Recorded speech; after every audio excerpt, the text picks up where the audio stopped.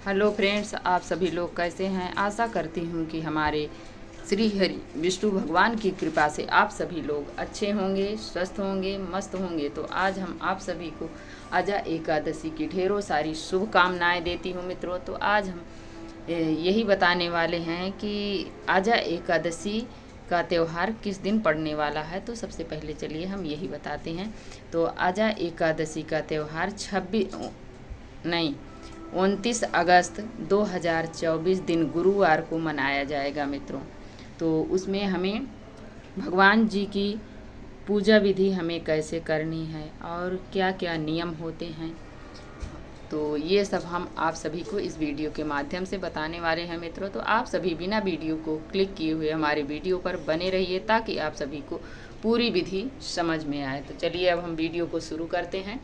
तो सबसे पहले हमें मित्रों उस दिन सुबह जल्दी उठना चाहिए और उठने के उपरांत हमें भगवान जी से, आपके घर में मंदिर तो होगा ही, तो आप उठिए और भगवान जी के समक्ष यही प्रार्थना कीजिए कि हे प्रभु, आज मैं आपका व्रत करने जा रही हूँ और ये व्रत हमारा पूर्ण रूप से पूर्ण हो। फिर इसके उपरांत आप जल्दी उठकर बिस्तर छोड़ें और आप नित्य कर्मों से निवृत्त होने के उपरांत आप जल्दी स्नान करें। स्नान करने के उपरांत हमें भगवान जी को आप एक चौकी लगाएं और वहाँ पर आप एक वस्त्र बिछाएं और जहाँ भी आप भगवान जी को चौकी लगा रहे हैं वहाँ पर एक गंगा जल छिड़क कर आप अच्छे से स्वच्छ कर लें। फिर वहाँ पर चौकी लगाएं और फिर बिहारी जी को आप वहाँ पर विराजमान करें। और इस व्रत में हमें मित्रों अनाज का आसन नहीं देना है, वहाँ पर तिल का आसन दें या पुष्प का आसन देते हुए हमें भगवान जी को वहाँ पर विराजमान करना है। और विराजमान करने के उपरांत हमें, यदि विग्रह रूप में हैं तो आप एक लोटे में जल लें और जल में थोड़ा गंगा जल डाल लें और फिर उससे हमें फूल से आप ऐसे छींटा दें, पूरे चौकी पे छींटा देकर ये भाव रखिए मन में कि हम भगवान जी को पंचामृत से स्नान करा रहे हैं। फिर इसके उपरांत आप वस्त्र स्वरूप कलावा समर्पित करें। फिर उसके उपरांत आप टीका करें भगवान जी को। फिर आप सबसे पहले आप धूप दीप जला लें मित्रों। कोई भी पूजा हो उसमें सबसे पहले अग्निदेव का आवाहन करना चाहिए।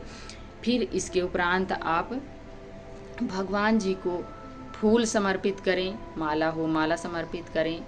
और फिर इसके उपरांत आप यदि कोई कामना के परिपथ से आप इस व्रत को कर रहे हैं मित्रों, तो हमें उसमें कलश की स्थापना जरूर करनी चाहिए। यदि आप वैसे कर रहे हैं तो उसमें कलश की स्थापना का कोई बहुत ज़रूरी नहीं है महत्व।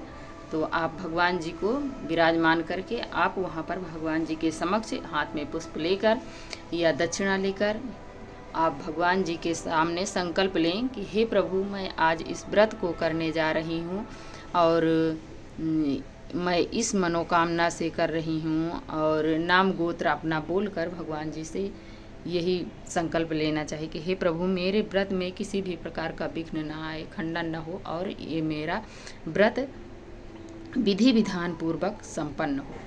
फिर इसके उपरांत आप भगवान जी यदि लड्डू गोपाल हैं तो उस दिन आपको पंचामृत से स्नान करवाना चाहिए मित्रों। और उन्हें सुंदर सा वस्त्र पहनाएं, ज्वेलरी पहनाएं उनका अच्छे से। और भगवान जी को आप चाहे विग्रह रूप में विराजमान करें या चाहे आप लड्डू गोपाल हों, उन्हें इत्र जरूर लगाएं और उन्हें सुंदर सुंदर पुष्प जरूर चढ़ाएं, इसलिए कि हमारे प्रभु को खुशबू वाली चीज़ बहुत प्रिय है और उन्हें श्रृंगार भी अति प्रिय है मित्रों। तो हमें ज़रूर करना चाहिए भगवान जी को। और आप जो भी भोग प्रसाद भगवान जी के लिए लगाएं उसमें तुलसी दल ज़रूर डाल दें मित्रों, इसलिए कि बिना तुलसी दल के हमारे भगवान जी भोग नहीं ग्रहण करते हैं। तो आप यदि आपके पास तुलसी दल नहीं है मित्रों, तो आप सभी ये देख सकते हैं शुद्ध तुलसी का माला है, तो इससे आप सभी भोग में ऐसे स्पर्श करा दें, भोग में जल में ऐसे स्पर्श करा दें ताकि भगवान जी ग्रहण करें। नहीं, भगवान जी इस भोग प्रसाद को ग्रहण नहीं करते हैं मित्रों। तो हमें इसका विशेष ध्यान रखना चाहिए। और भगवान जी को उस दिन हो सके तो तुलसी दल मंजरी सहित ज़रूर समर्पित करना चाहिए। हमारे भगवान जी को अति प्रिय है तुलसी माता, उन सदैव भगवान जी को चढ़ती हैं, तो हमें इसका विशेष ध्यान रखना चाहिए। और पूजा में रही कमियों के लिए मित्रों हमें दक्षिणा ज़रूर रखना चाहिए, इसलिए कि हम सभी से कोई ना कोई पूजा में कमी रह ही जाती है, तो हमें ज़रूर रखना चाहिए। और बिना दक्षिणा के पूजा संपन्न नहीं मानी जाती है मित्रों। कहीं भी देखिए कोई भी पूजा हो उसमें दक्षिणा ज़रूर रखते हैं, तभी पूजा संपन्न मानी जाती है। और जब भी आप भोग प्रसाद लगाएं उसमें जल जरूर रखें मित्रों, जल नहीं भूलना चाहिए, इसलिए कि जब हम भोजन ग्रहण करते हैं तो बिना जल के नहीं रहते हैं। तो वैसे हमारे भगवान जी भी हैं मित्रों, उन्हें भाव से आप जो भी देंगे भगवान जी अवश्य ग्रहण करेंगे। और उस दिन हमें मित्रों किसी की बुराई नहीं करना है, निंदा चुगली नहीं करना है। और मोबाइल कम से कम आप यूज करें उस दिन, इसलिए कि मोबाइल आप चलाएंगे तो आपके व्रत में खंडन जरूर होगा मित्रों। तो हमें उस दिन इसका विशेष ध्यान रखना चाहिए कि खंडन ना होने पाए, हमें पूर्ण फल मिले। जिस कामना से हम कर रहे हैं वो मेरी कामना अच्छी तरह से पूर्ण हो, तो हमें इसका विशेष ध्यान रखना चाहिए। ध्यान में रखते हुए हमें मोबाइल नहीं चलाना चाहिए, इसलिए कि आप मोबाइल यदि चलाएंगे तो उसमें निंदा चुगली बुराई कुछ ना कुछ तो हो ही जाती है मित्रों, कितनों बचाएं आप। और आप चलाते चलाते आप चाहे कितना भी बचना चाहें उसमें कुछ न कुछ अश्लील चीज़ें आ ही जाती हैं कि आपका मन इधर उधर हो जाता है। तो हमें नहीं उस दिन चलाना चाहिए। और उस दिन हो सके तो जितना हो सके उस दिन हमें दान दक्षिणा करनी चाहिए। स्वर्ण का दान, वस्त्र का दान, फल का दान, जूते चप्पल का, छाते का, जो भी हो सके आप जल का दान करें, इसलिए कि उस दिन का किया हुआ ये दान पुण्य कई गुना बढ़कर हमें फल देने वाला होता है मित्रों। तो हमें उस दिन ज़रूर ये सब करना चाहिए। और आप रोज़ घर परिवार समाज को समय देते हैं, उस दिन हमें भगवान जी को अपने आप को समर्पित कर देना चाहिए मित्रों, इसलिए कि आप हर रोज़ समाज में घर परिवार में अपना समय देते हैं, एक दिन भगवान के लिए व्रत रखते हैं, तो आप उस दिन आप भगवान जी में एकदम लीन हो जाना चाहिए। और उस दिन आप भगवान जी के नाम का उच्चारण करना चाहिए, भजन करना चाहिए, कीर्तन करना चाहिए, माला करना चाहिए, ध्यान करना चाहिए। उस दिन हमें कोई ना कोई मंत्र का जाप हमें ज़रूर करना चाहिए। और चाहे आप जितना से जितना ज़्यादा हो सके उतना माला करना चाहिए। यदि कुछ नहीं कर सकते हैं तो आप 108 बार तो ज़रूर कर लें, कुछ नहीं तो आप श्रीमन्नारायण या राधा राधा राधा राधा या ओम नमो भगवते वासुदेवाय, ये मंत्र का जाप हमें ज़रूर करना चाहिए मित्रों, ताकि आपके इस व्रत का फल आपको पूरा का पूरा मिले मित्रों। इसका हमें विशेष ध्यान रखना चाहिए।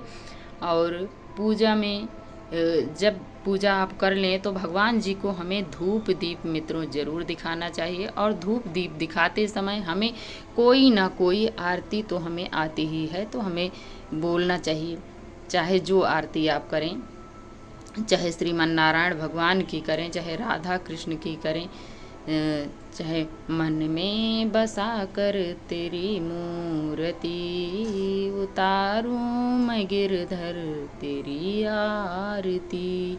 तो ऐसे हमें भगवान जी की आरती करना चाहिए मित्रों। आरती करने के बाद हमें आरती ले लेना चाहिए। और आरती लेने के बाद हमें हाथ जोड़कर भगवान जी के समक्ष यही बोलना चाहिए कि हे प्रभु, मेरे किए हुए पूजा में यदि किसी भी प्रकार की त्रुटि हो, गलती हो प्रभु, तो आप तो इतने करुणामय हैं, तो आप मुझे क्षमा करिए प्रभु। तो वो करुणामय हैं, कृपालु हैं, दयालु हैं, वो क्षमा कर देंगे मित्रों, फिर क्षमा कर देंगे। और ये वीडियो आप सभी को मित्रों कैसी लगी, यदि थोड़ी भी अच्छी लगी हो मित्रों तो हमें लाइक सब्सक्राइब करना ना भूलें। प्यारा सा कमेंट लिखकर हमें ज़रूर बताएं कि ये वीडियो आप सभी को कैसी लगी। और वीडियो देखने के लिए आप सभी को बहुत बहुत धन्यवाद मित्रों। राधे राधे, जय श्री कृष्ण।